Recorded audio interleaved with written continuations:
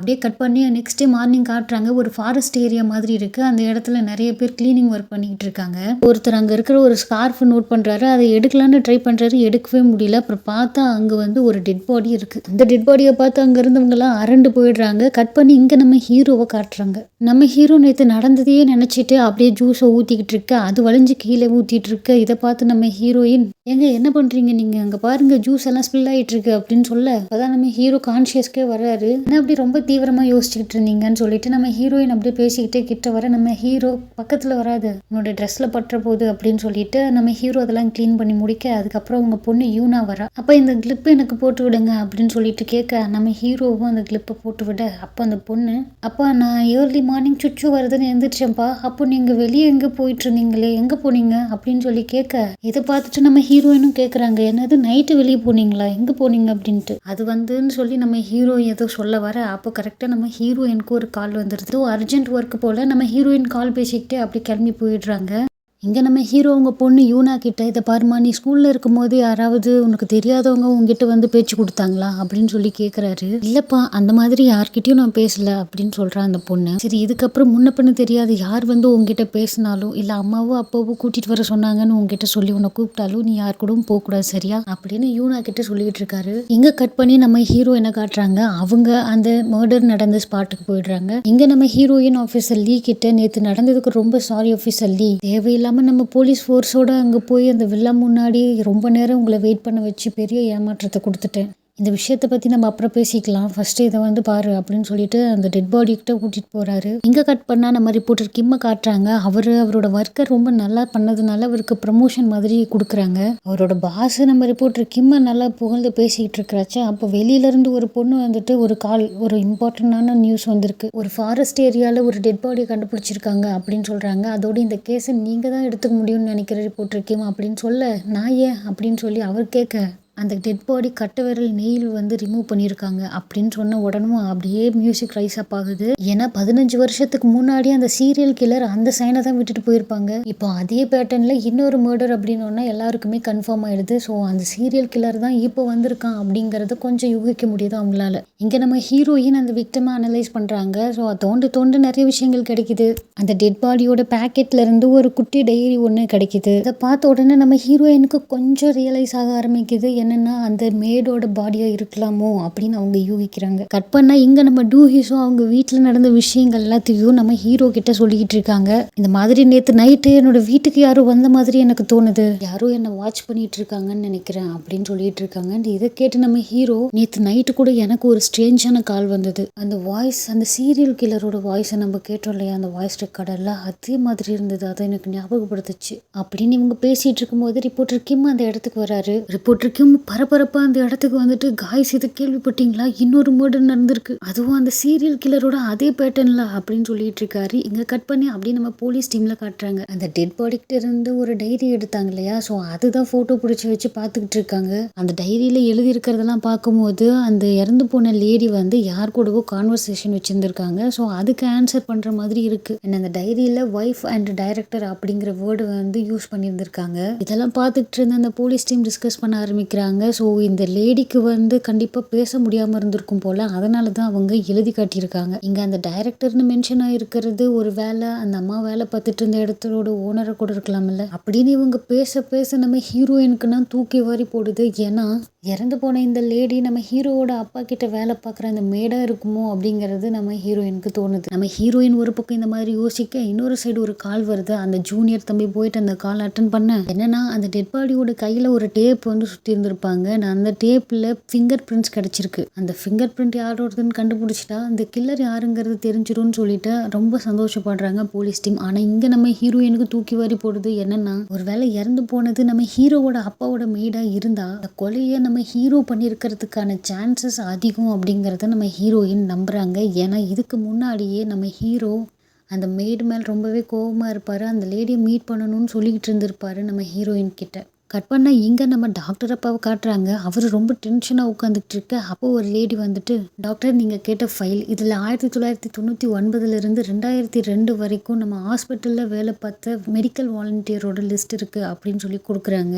And இன்னொரு side நம்ம ஹீரோயினும் அந்த ஜூனியரும் போயிட்டு அந்த ஃபிங்கர் பிரிண்ட் யாரோட மேட்ச் ஆகுது அப்படிங்கறத செக் பண்ணிட்டு இருக்காங்க. அந்த ஃபிங்கர் பிரிண்ட் செக் பண்ணிட்டு இருக்கிற லேடி சொல்றாங்க, நம்ம டேட்டா பேஸ்ல இருக்கிற எந்த ஃபிங்கர் பிரிண்டோடவுமே இது மேட்ச் ஆகல. ஒன்னு இந்த ஃபிங்கர் பிரிண்ட்டுக்குரிய நபர் வந்துட்டு 17 வயசுக்கு கீழே இருக்கிறவரா இருக்கணும். அப்படி இல்லைன்னா நம்ம நாட்டோட நேஷனல் ஐடி கார்டு இல்லாத ஒரு நபரா இருக்கணும். இதை கேட்டுக்கிட்டு இருந்த அந்த ஜூனியர், அதானே நான் கூட இந்த ஃபிங்கர் பிரிண்ட் எல்லாம் கிடைக்கும், ஈஸியா முடிஞ்சிருச்சு வேலை அப்படின்னு நினைச்சுக்கிட்டு இருந்தேன் அப்படின்னு இவர் பேசிட்டு இருக்கும்போது நம்ம ஹீரோயினுக்கு ஒரு கால் வருது ஆபீசர் லீ கிட்ட இருந்து. அவர் ஒரு திடுக்கிடும் தகவலை சொல்றாரு, இறந்து போன நபர் வேற யாரும் இல்லை, உன் ஹஸ்பண்டோட பேரண்ட்ஸ் வீட்டுல வேலை பார்த்துக்கிட்டு இருந்தாங்களே ஒரு மேடு, அவங்க தான் அது அப்படின்னு சொன்ன உடனே நம்ம ஹீரோயினுக்கு எல்லாமே கன்ஃபார்ம் ஆகுது. இதுல நம்ம ஹீரோ வேற நேற்று நைட்டு யார்கிட்டயும் சொல்லாம வெளியே வேற போயிருந்திருக்காரு. இதெல்லாம் வச்சு நம்ம ஹீரோயின் முடிவே பண்ணிடுறாங்க. அண்ட் வேக வேகமா அந்த இடத்த விட்டு போயிட்டு இருக்காங்க அந்த ஃபிங்கர் பிரிண்ட் எடுத்துக்கிட்டு. அப்படியே இங்க காட்டுறாங்க நம்ம ரிப்போர்ட்டர் கிம்மடு ஒய்ஃபை கூட்டிகிட்டு ஒரு காட்டுக்குள்ள இருக்கிற ஒரு வீட்டுக்குள்ள போயிட்டு இருக்காரு. இந்த கிட்னாப்பர் அந்த பொண்ணை ஒரு வீட்டுக்குள்ள கூட்டிட்டு போயிட்டு வந்து உட்காரு அப்படின்னு சொல்றாங்க.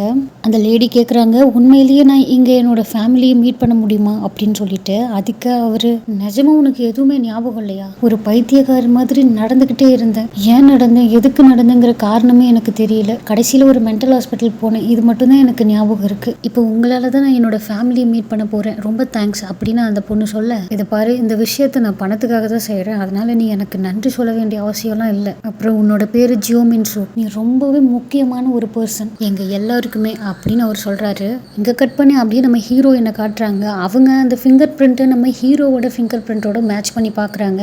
அவங்க பயந்த மாதிரியே அந்த ஃபிங்கர் பிரிண்ட் நம்ம ஹீரோவோட ஃபிங்கர் பிரிண்டோட மேட்ச் ஆகுது. இந்த விஷயத்த தெரிஞ்சுக்கிட்ட உடனே நம்ம ஹீரோயின் அவங்க அம்மாவுக்கு கால் பண்ணி, அம்மா இன்னைக்கு யூனாவோட அப்பாவால் யூனாவை ஸ்கூல்ல இருந்து பிக்கப் பண்ணிக்க முடியாது, அதனால நீங்க இன்னைக்கு யூனாவை பிக்கப் பண்ணிக்கோங்க அப்படின்னு சொல்றாங்க. இங்க கட் பண்ணி அப்படியே நம்ம டாக்டர் அம்மாவை காட்டுறாங்க. அவங்க ரொம்பவே குற்ற உணர்ச்சியோட நின்றுகிட்டு இருக்கு. அப்போ அவங்க பையன் அங்க வராங்க. அவர் அவங்க அம்மா கிட்ட, அம்மா போலீஸ் அந்த பாடியை கண்டுபிடிச்சிட்டாங்க, எப்படியோ அவங்க உங்களை தேடி வருவாங்க, ஜஸ்ட் ஒரு இன்வெஸ்டிகேஷனுக்காக தான் வருவாங்க, நீங்க இது வரைக்கும் எல்லாத்தையும் கரெக்டா பண்ணிட்டீங்க, இதுக்கப்புறமும் எல்லாத்தையும் கரெக்டா பண்ணிடுவீங்கன்னு எனக்கு தெரியும் அப்படின்னு சொல்ல, அந்த அம்மா அப்படியே கண்ணை மூடி ஒரு விஷயத்த நினைச்சு பாக்குறாங்க. நம்ம ஹீரோவோட ஃபிங்கர் பிரிண்ட் அந்த டேப்ல எப்படி வந்துச்சுன்னு தெரியுமா? நம்ம ஹீரோவும் ஹீரோயினும் அந்த டாக்டர் அப்போட வீட்டுல இருப்பாங்க இல்லையா, அப்ப கூட பவர் கட் ஆனிச்சுல்ல, அந்த சமயத்துல இந்த அம்மா ஒரு பாக்ஸை கீழே தள்ளி விட்டுருப்பாங்க இல்லையா, அப்போ கூட நம்ம ஹீரோ ஹெல்ப் பண்றதுக்காக போயிருப்பாரு. அந்த பாக்ஸுக்குள்ளதான் அந்த டேப்பும் இருந்திருக்கும். நம்ம ஹீரோவை அந்த டேப்பை தொட வைக்கணுங்கிறதுக்காகவே இவங்க போட்ட பிளான் தான் அது. அவங்க நினைச்ச மாதிரியே நம்ம ஹீரோவை அவங்க சிக்க வச்சுட்டாங்க. அண்ட் இதை நினைச்சுக்கிட்டு தான் இந்த அம்மா ரொம்ப வருத்தமா இருக்காங்க. பக்கே சாங் சொல்றாரு அவங்க அம்மா கிட்ட, அம்மா நீங்க ஒன்றும் ரொம்ப வீக்கான பர்சன்லாம் கிடையாது, நீங்க என்னை பெற்றிருக்கீங்க, என்னை கொல்லவும் செஞ்சிருக்கீங்க, அண்ட் திரும்பவும் எனக்கு உயிர் கொடுத்து இப்போ என்னை நிற்க வச்சிருக்கீங்க, என்னை பொறுத்த வரைக்கும் நீங்க எனக்கு ஒரு கடவுள் மாதிரி. இவங்க அந்த மாதிரி பேசிட்டு இருக்கும்போது அவங்க மொபைலுக்கு ஒரு கால் வருது. இங்க நம்ம ஹீரோ அந்த கிட்னாப்பருக்கு கால் பண்ணிட்டு வெயிட் பண்ணிக்கிட்டு இருக்காரு. அவர் அட்டன் பண்ணுவாரா மாட்டாரான்னு சொல்லி யோசிச்சுக்கிட்டு இருக்க, அப்பதான் நம்ம ஹீரோ ஒரு விஷயத்த யோசிச்சு பாக்குறாரு. ஆக்சுவலி இதை பத்தி நம்ம ஹீரோ வந்துட்டு அவங்க சிஸ்டர் கூடவும் கிம் கூடவும் டிஸ்கஸ் பண்ணியிருப்பார் இல்லையா, அதுக்கு அவங்க அக்கா வந்துட்டு நீ அந்த மாதிரிலாம் பண்ணக்கூடாது, அது ரொம்பவே டேஞ்சர் அப்படிங்கிற மாதிரி சொல்லியிருப்பாங்க. ஆனால் ரிப்போர்ட்டர் கிம், நீ கால் பண்ணால் கூட அவன் எதுக்காக உன் கால் அட்டன் பண்ணணும் அப்படின்னு சொல்லி கேட்க, அதுக்கு நம்ம ஹீரோ, அவன் எப்படா என்னை கொல்லலான்னு வெயிட் பண்ணிக்கிட்டு இருக்கான், இப்போ நானே அவனுக்கு ஒரு சான்ஸ் கொடுக்குறேன், அப்போ அவன் அதை எடுத்துக்காமையே போக போகிறான் அப்படின்னு சொல்லிட்டு தான் இப்போ ஒரு கால் ட்ரை பண்ணிக்கிட்டு இருக்காரு. நம்ம ஹீரோ நினச்ச மாதிரியே அந்த காலை பிக் பண்ணுறாங்க. ஆனால் காலை பிக் பண்ணது அந்த கிட்னாப்பர் கிடையாது, அந்த டாக்ஸி டிரைவரோட ஒய்ஃப். நம்ம ஹீரோவுக்குன்னா ஒரே ஆச்சரியம், என்னடா இது இந்த கிட்னாப்பரோட மொபைலில் ஒரு பொண்ணு வச்சிருக்காளே அப்படின்னு சொல்லிட்டு. அந்த பொண்ணு, நீங்கள் என்னோட ஃபேமிலியை சேர்ந்தவங்க தானா, என்னோட பேர் ஜியோ மின்சூக் அப்படின்னு சொல்ல, ஆக்சுவலி இந்த ஃபோனோட ஓனர் இப்போ ரெஸ்ட் ரூம்ல இருக்காரு, இப்போதான் போனாரு. அதை விடுங்க, உங்க பேர் என்ன சொன்னீங்க அப்படின்னு நம்ம ஹீரோ கேட்க, ஜியோ மின்சூக் அப்படின்னு சொல்றாங்க. இந்த பேர் எங்கேயோ கேட்ட மாதிரியே இருக்கு அப்படின்னு சொல்லிட்டு நம்ம ஹீரோ ஷாக் ஆயிடுறாரு. சரி நீங்க எங்க இருக்கீங்கன்னு சொல்லிட்டு நம்ம ஹீரோ கேட்க, எனக்கு எங்க இருக்குன்னு தெரியல, ஆனா நான் இருக்கிற இடத்த சுத்தி நிறைய மரங்கள் இருக்கு, ஃபாரஸ்ட் ஏரியா மாதிரி இருக்கு. இவங்க ரெண்டு பேரும் இப்படி பேசிக்கிட்டு இருக்க அந்த கிட்னாப்பர் வந்துடுறாப்ல. என் ஃபோன் எதுக்காக எடுத்துன்னு சொல்லிட்டு ஸ்விட்ச் ஆஃப் பண்ணிடுறாரு. இங்க நம்ம ஹீரோ திரும்பவும் கால் ட்ரை பண்றாரு. ஆனா அங்கதான் ஃபோன் ஸ்விட்ச் ஆஃப் ஆயிடுச்சு. ரொம்ப குழப்பத்தோட நம்ம ஹீரோ அப்படியே திரும்ப பார்த்தா நம்ம ஹீரோயின் வந்து நிக்கிறாங்க. நம்ம ஹீரோயின் வந்த உடனே, நேத்து நைட்டு நீங்க எங்க போனீங்க அப்படின்னு சொல்லி கேட்க, நம்ம ஹீரோ ஆடாம அசையாம நிக்க, நம்ம ஹீரோயின் அந்த மர்டர் நடந்த இடத்த சொல்றாங்க. நம்ம ஹீரோ, உனக்கு எப்படி தெரியும்? நீங்க போன அந்த இடத்துல ஒரு மலை இருந்திருக்கு, ஆனா அந்த இடத்துல ஒரு டெட் பாடி கண்டுபிடிச்சிருக்காங்க. அந்த டெட் பாடி யாரோடதுன்னு தெரியுமா? உங்க ஃபேக் அப்பா கிட்ட வேலை பார்த்த அந்த மெய்டு அந்த டெட் பாடியிலேருந்து ஒரு ஃபிங்கர் பிரிண்ட் கிடச்சிருக்கு. அது யாரோடதுன்னு தெரியுமா? உங்களோடது. அவ்வளோதான். இதை கேட்டோன்னே நம்ம ஹீரோ ஷாக் ஆகிடுறாரு. கட் பண்ணால் இங்கே அந்த டாக்டர் அம்மா கிட்ட இன்வெஸ்டிகேஷன் போயிட்டுருக்கு. ஆஃபீஸர் லீ வந்து விசாரணை பண்ணிக்கிட்டு இருக்காரு. ஆஃபீஸர் லீ கேட்குறாரு, அந்த மெய்டு எத்தனை மணிக்கு உங்கள் வீட்டில் இருந்து வெளியே போனாங்க அப்படின்னு சொல்லிட்டு. அதுக்கு அந்த அம்மா ஒரு 7:30 இருக்கும் அப்போ கிளம்புனாங்க அப்படின்னு சொல்கிறாங்களா. அது நமக்கு விஷுவலாக காட்டுறாங்க. நைட்டு அந்த லேடி வந்துட்டு ஒரு டாக்ஸி பிடிச்சி போயிட்டுருக்கிறத காட்டுறாங்க. ஆனால் அந்த மேடு தான் இறந்துட்டாங்களே, அவங்க எப்படி டாக்ஸி பிடிச்சி போக முடியும்னு நம்ம யோசிப்போம்ல. ஸோ இந்த கதையையும் ஏற்கனவே பெக்கேசாங் வந்து பிளான் பண்ணிட்டாப்ல. போலீஸ் விசாரிச்சாங்கன்னா, அம்மா நீங்கள் இந்த மாதிரி தான் சொல்கிறீங்க, ஆனால் போலீஸ் அவங்க விடுற கதையெல்லாம் நம்ப மாட்டாங்க. அவங்களுக்கு வேண்டியதெல்லாம் ப்ரூஃப் தான். ஒருவேளை அவங்க சிசிடிவி கேமராவை செக் பண்ணால் என்ன பண்ணுறதுங்கிறது யோசிச்சு இந்த பெக்கேசாங்கோட அம்மா அந்த மேடு மாதிரி வேஷம் போட்டுட்டு கரெக்டாக 7:30 மணிக்கு அவங்க வீட்டை விட்டு வெளியே வந்து டாக்ஸியில் ஏறுறாங்க. அந்த டாக்ஸி அந்த மேடோட வீடு வரைக்குமே போகுது. கரெக்டாக அந்த வேலைக்கார அம்மா தங்கியிருக்கிற அந்த ஸ்ட்ரீட்டில் ஒரு கேமரா இருக்குது. அந்த கேமராவில் படுற மாதிரி அவங்க டாக்ஸியை விட்டு இறங்குறாங்க. முக்கியமான விஷயம் என்ன அப்படின்னா, 2 கேமராலையுமே அவங்களோட முகம் தெரியற மாதிரி அவங்க காட்டலை. ஏன்னா காட்டுனா மாட்டிக்குவாங்க. ஸோ இதெல்லாம் அவங்க பிளான் பண்ணபடியே எல்லாம் நடந்துக்கிட்டு இருக்கு. அண்ட் இங்கே அந்த விசாரணையை திரும்பவும் காட்டுறாங்க. இந்த டாக்டர் அம்மா சொல்கிறாங்க, அன்னைக்கு நைட்டு அந்த மேடுக்கு கொஞ்சம் உடம்பு முடியாமல் இருந்தது, அதனால அவங்க டாக்ஸியை கூட நான் தான் புக் பண்ணி கொடுத்தேன். அந்த மேடுக்கிட்ட இருந்து ஒரு டைரி எடுத்தாங்க இல்லையா, ஸோ அதோட காப்பியை வந்து நம்ம ஆஃபீஸர் லீ காட்டிக்கிட்டு இருக்காரு. அதில் என்ன எழுதியிருக்கு அப்படின்னா, நீ இதே மாதிரியே நடந்துக்கிட்டு இருந்தேன்னா நான் டாக்டர்கிட்டையும் உங்கள் ஒய்ஃப்கிட்டையும் சொல்லிடுவேன் அப்படிங்கிற மாதிரி எழுதியிருக்கு. நம்ம ஆஃபீஸர் லீ சொல்கிறாரு, அந்த மேடு இறக்கிறதுக்கு முன்னாடியே அந்த கில்லர் கிட்ட கம்யூனிகேட் பண்ணியிருக்காங்க. ஸோ அதோட காப்பி தான் இது. அதில் இருக்கிற அந்த டாக்டர் அண்ட் அவங்களோட ஒய்ஃப் அப்படிங்கிறது நீங்களும் உங்கள் ஹஸ்பண்டும் தான் எனக்கு தெரியுது. ஆனால் அவங்க யார்கிட்ட பேசியிருப்பாங்கன்னு நீங்கள் நினைக்கிறீங்க? கண்டிப்பாக அந்த பர்சன் உங்களுக்கு தெரிஞ்சவங்களா தான் இருக்கணும். அதனால தான் அந்த லேடி உங்ககிட்ட சொல்ல போகிறதா சொல்லியிருக்காங்க. உங்களுக்கு யார் மேலேயாவது சந்தேகம் இருக்கான்னு நம்ம ஆஃபீஸர் லீ கேட்க, அப்படியே நம்ம பெக்கேசாங்க காட்டுறாங்க. அவரு மறைஞ்சு நின்று இவங்க 2 பேரும் பேசுறத கேட்டுக்கிட்டு இருக்காரு. அந்த டாக்டர் அம்மா சொல்றாங்க, இதெல்லாம் பண்ணது ஒருத்தராக தான் இருக்க முடியும் அப்படின்ட்டு. அப்படியே கட் பண்ணா நம்ம ஆஃபீஸர் லீ வேகமா கார்ல போயிட்டு இருக்காரு. அந்த ஜூனியர் போலீஸ் இருக்காரு இல்லையா, அவருக்கு கால் பண்றாரு நம்ம ஆஃபீஸர் லீ. ஜியோன் உன் கூட தான் இருக்காளான்னு சொல்லி கேட்க, இல்லை உங்ககிட்ட இருந்து கால் வந்தது இல்லையா, அப்போவே அவங்க ஃபேஸ் சடனாக சேஞ்ச் ஆச்சு. அந்த ஃபிங்கர் பிரிண்ட் எடுத்துக்கிட்டு ஏதோ கன்ஃபார்ம் பண்ணணும்னு சொல்லிட்டு அப்போவே அங்கேருந்து கிளம்பிட்டாங்களே. ஓகே, நான் ஜியோனுக்கு கால் பண்ணேன், ஆனால் அவன் என் காலை பிக் பண்ணலை. ஒருவேளை உனக்கு அவள் கால் பண்ணா அப்படின்னா எனக்கு இம்மிடியேட்டாக சொல்லிடுறேன் அப்படின்னு சொல்லிட்டு இருக்காரு. அதுக்கு அந்த ஜூனியர் கேட்குறாரு, ஆஃபீஸர் லீ நீங்கள் ஏன் இவ்வளோ டென்ஷனாக பேசிக்கிட்டு இருக்கீங்க, ஏதாவது பிரச்சனையா, உங்களுக்கு ஏதோ தெரிஞ்சிருக்குல்ல அப்படின்னு சொல்லி பேசிகிட்டு இருக்கும்போதே அந்த டீம் லீடர் வந்து ஃபோனை வாங்கிடுறாரு. டீம் லீடர் கேட்குறாரு, ஆஃபீஸர் லீ நீங்களும் ஜியோனும் என்கிட்ட ரொம்ப நாளாகவே ஏதோ மறைச்சிக்கிட்டே இருக்கீங்க. நானும் சரி இப்போ சொல்லுவீங்க அப்போ சொல்லுவீங்கன்னு பார்த்துக்கிட்டே இருக்கேன், ஆனால் நீங்கள் சொல்கிற மாதிரியே இல்லை, என்ன விஷயங்கிறத மறைக்காமல் சொல்லுங்கன்னு அவர் மிரட்டி கேட்க, ஆஃபீஸர் லீக்கு இதுக்கு மேலேயும் அதை மறைக்க முடியல. அந்த காரை நிப்பாட்டிட்டு அவர் சொல்கிறாரு, சார் இது பாருங்கள், இது நம்புறதுக்கு கஷ்டமாக இருந்தாலும் இதுதான் உண்மை. நம்ம தேடிக்கிட்டு இருந்த டூஹென்ஸு வேறு யாரும் இல்லை, ஜியோனோட ஹஸ்பண்ட் தான் அப்படின்னு சொன்ன உடனே இவருக்கு ஷாக்கு. என்னது ஜியோனோட ஹஸ்பண்ட் தான் டூஹென்ஸுவா அப்படின்னு இவர் சத்தமாக சொல்ல, இதை கேட்டு அந்த ஜூனியரும் ஷாக் ஆகிடுறாப்புல. இங்கே கட் பண்ணால் நம்ம ஹீரோயினை காட்டுறாங்க. அவங்க சொல்லிட்டு இருக்காங்க நம்ம ஹீரோ கிட்ட, வா போலீஸ் ஸ்டேஷன் போகலாம் அப்படின்னு சொல்லிட்டு. நம்ம ஹீரோ சொல்கிறாரு, ஜியோன் நான் எந்த தப்பு பண்ணலை அப்படின்னு. அதுக்கு நம்ம ஹீரோயின், நம்ம போலீஸ் ஸ்டேஷன் போகலாம், சரண்டர் ஆகிடலாம், என்ன உண்மையோ அதை கண்டுபிடிக்கலாம் அப்படின்னு சொல்கிறாங்க. இப்போ நான் உங்களை சந்தேகத்தின் பேரில் வாரண்ட்டே இல்லாமல் அரெஸ்ட் பண்ண போகிறேன் அப்படின்னு சொல்ல, நம்ம ஹீரோவும் கண்ணை மூடிக்கிட்டு அரெஸ்ட் பண்ணிவோன்னு கையை நீட்ட, இவ்வளோ நாளாக நம்ம ஹீரோ கண்ணுக்கு தெரியாத அவங்க அப்பா, அதாவது அவங்க அப்பாவோட ஆன்மா இப்போ அவர் கண்ணுக்கு தெரியுது. அவங்க அப்பா அவர்கிட்ட ஏதோ பேசுகிற மாதிரி இல்யூஷன் ஆகுது.